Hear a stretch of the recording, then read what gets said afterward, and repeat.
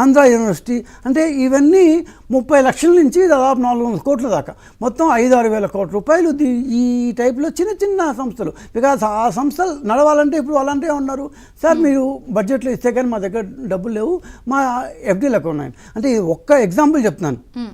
So government ఎలా నడవకుండా ఒక రకమైన స్టాండ్ స్టిల్కి వచ్చేసింది అన్నమాట.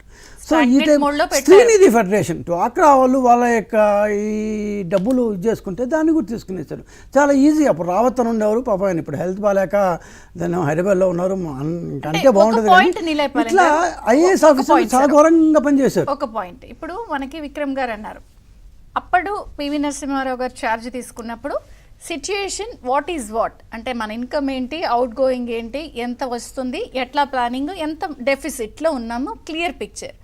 కానీ మీరు చెప్తున్న దాని ప్రకారం ఇంకా క్లారిటీ రానట్టే అనిపిస్తోంది. ఆదాయ వ్యయాలు ఎప్పటి వరకు క్లారిటీ రావచ్చు? ఇప్పుడు లోపల ఎలా ఉందో మనం ఒక చీకటి దాన్ని గుహలోకి లోపలికి వెళ్ళాం. 9,75,000 కోట్లైనా మీరు 12 లక్షలన్నారే, మీరు 13 లక్షలైనా చాలా ఇన్నోసెంట్గా క్వశ్చన్ చేశారు జగన్మోహన్ రెడ్డి.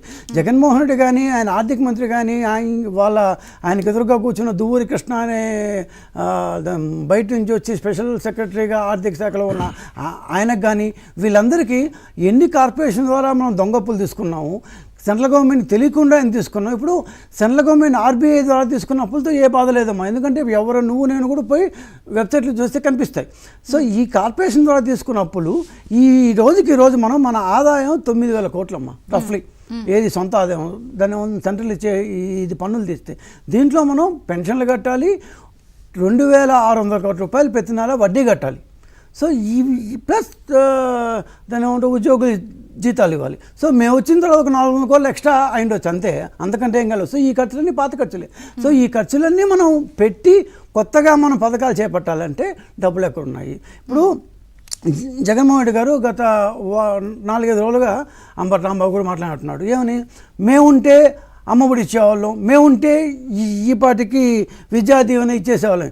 సిగ్గు ఎగ్గు లేకుండా మాట్లాడంటే మాజీ ముఖ్యమంత్రి స్థాయికి తగ్గదు బాస్, అది మాజీ ముఖ్యమంత్రి స్థాయికి తగ్గదు.